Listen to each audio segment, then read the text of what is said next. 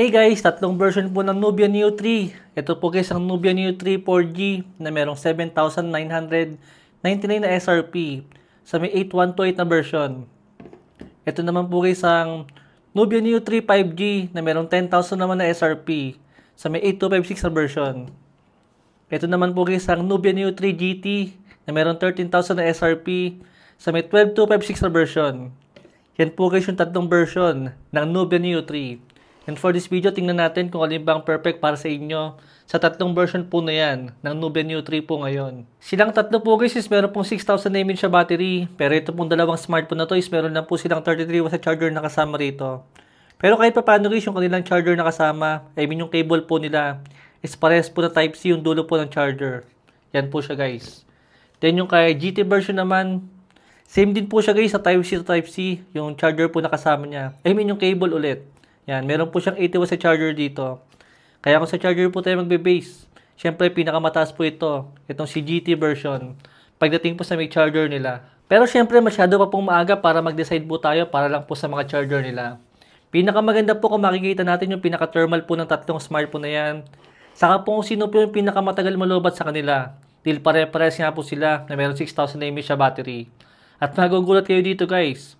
Meron po isa sa tatlong smartphone na to na medyo mabilis po nalobat sa kanila, na napakalaki po ng difference.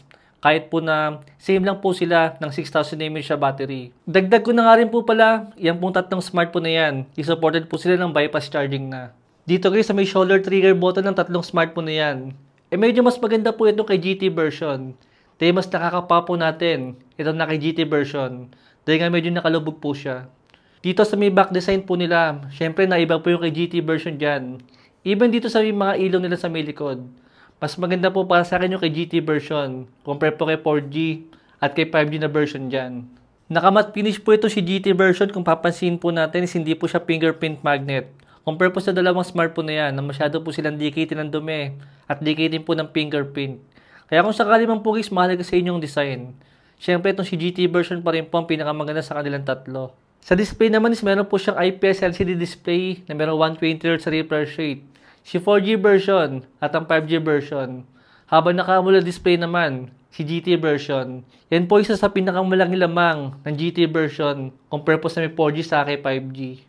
Pero ito po isang mabilis sa comparison ng display nila. Pansin niyo po ba dito kung alin po ang AMOLED at alin po ang IPS? Sa unang tingin, pwede nating masabi na parehas lang sila, yung si AMOLED. Dahil nga parang same lang din po siya ng IPS sa display. Pero pagka tumingin po tayo sa may gilid, doon po natin makikita kung alin po dyan ng IPS at kung alin po dyan ng AMOLED. Then mas pure black po yung kay AMOLED. Habang yung kay IPS guys, medyo may pagka-gray po ng konti yung kanyang display dyan sa may gilid. Pero kung sa may mismong display po guys, dyan po sa may comparison natin, mukhang maganda rin po talaga ang IPS sa display. Dito sa may Nubia Neo 3, kung mahilig lang po kayo manood ng movies at saka po ng YouTube. Pero syempre iba pa rin po ang AMOLED. Ito naman yung mga Antutu benchmark test natin sa kanila. Hindi po sila nagkakalayo ng mga score dito. Kaya kahit alin po yung kunin natin dyan, wala po tayong makikitang malaking difference sa may performance po nila. Kung more on Mobile Legends lang po ang nilalaro natin, same lang po silang tatlo dyan. Hindi na tayo makakita ng malaking difference sa kanila sa may gaming. Nubia Neo 3 4G po itong gamit natin ngayon sa may Mobile Legends. Okay naman tong 4G version. Kaso binitin pa po ni Nubia sa may storage niya. Dahil naka 128 lang po siya. Dahil itong performance po ng Nubia Neo 3 4G, same performance lang po yan. Ng Helio G100 ngayon. Pero makakakuha po tayo ng mataas sa storage.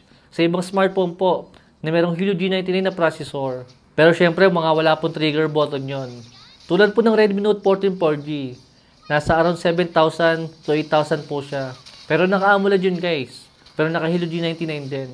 Pero naka 256 sa storage din po yun guys. Ang laban na lang po ni Nubia Neo 3 4G dito is yung mataas po niyang battery. Saka po yung trigger button niya. Kasi nabitin talaga sa may storage. Dahil kung titingin po kayo ng Nubia Neo 2 5G, makakakuha na po tayo ng around 7,000 lang noon sa second hand naman. Itong Nubia Neo 3 5G naman, yung 5G, saka yung storage naman po yung nabago sa kanya. Compare po sa may 4G version. Majority po na kanilang specs, same na po sila. Same ng performance, same ng display, same ng camera, same ng charger, at same din po ng design. Nagkaiba lang po talaga sa may storage.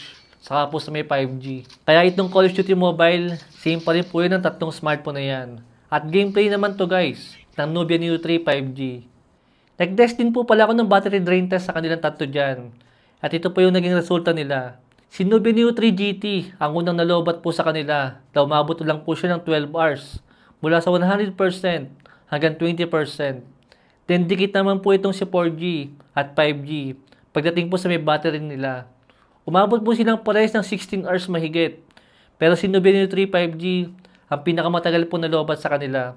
Pero konting-konti lang naman po yung difference niya sa may 4G version. Pero pagka pinag-compare po natin yung 5G saka yung GT version pagdating po sa may battery, napakalaki po ng difference sila dyan. Medyo nakakapagtaka lang talaga yan na parehas naman po silang 6,000 mAh sa battery.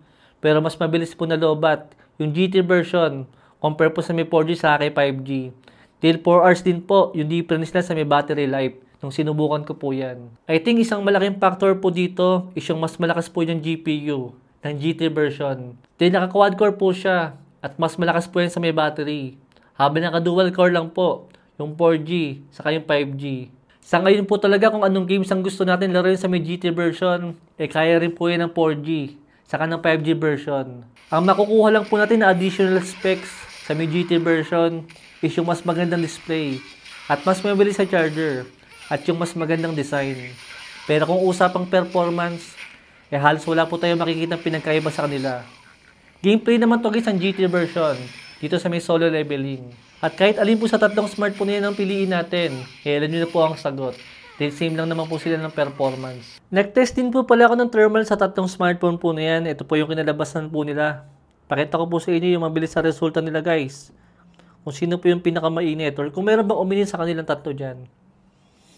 Ito po yung kay GT version.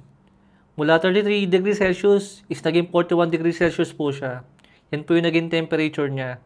Then yung nabawas po sa kanyang battery is 5% po yung nabawas sa kanya. Sa 20 minutes po na benchmark test. Ito naman po yung kay 5G version. Mula 34 degrees Celsius is naging 40 degrees Celsius po siya. Then yung kanyang battery dito guys is 3% lang po yung nabawas sa kanya. Ito naman po yung kay 4G version. Mula 89% is naging 86% lang po siya. Ibig sabihin 3% pa rin po yung nabawas sa kanya. Sa kanyang battery po dyan. At ito po yung ating temperature. Mula 33 guys, is naging 39 lang po yung kanyang temperature dyan. Ibig sabihin po is hindi naman po sila nagkakalayo dito kung temperature po yung babasihan natin. 39 po kay 4G. 40 naman po dito kay 5G version at 41 naman po dito sa may GT version. Kaya para po sa akin dito guys, medyo magkakahawig lang pa rin po yan ang thermal nila. Kaya wala po tayong magiging problema dyan. Kung Nubia Neo 3 po talaga ang gusto nyo, ay suggest ang pagpilian na lang po natin is itong 5G, saka yung GT version. Dahil kung ang pipiliin po natin is itong 4G version, malaki chance guys. Baka mabitin lang po tayo sa may 128 po na storage siya dito. Pero kung sakali man po na ako po yung pipili sa may dalawang smartphone na to, itong si 5G, saka si GT version, syempre alam ko na ang pipiliin dito. Ito po yung pipiliin ko guys. Dahil sa mas magandang design at mas magandang display. Pero kung sakali mang pipiliin nyo to, wala namang problema dyan guys. Pero kung sakali man po na nakalumang Nubia ka, na Nubia Neo series, wala po tayong makikitang malaking difference dyan. Kung ang luma po nating smartphone, Nubia rin po guys.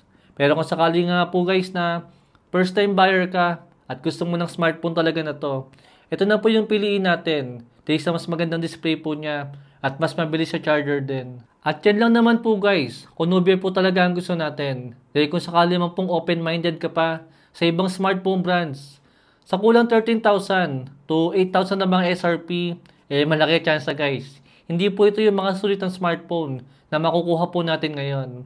Dahil marami po mga lumabas sa mga bago ngayon na mas maganda sa kanila sa mga price range po na meron sila ngayon.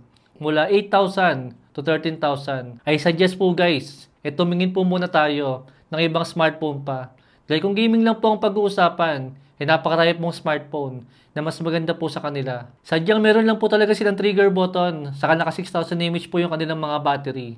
Pero nasa sa inyo pa rin yan guys. At opinion ko lang po ito lahat. Pero kung ako man pipili sa 13,000 na SRP, guys, napakarami pong pagpipilian.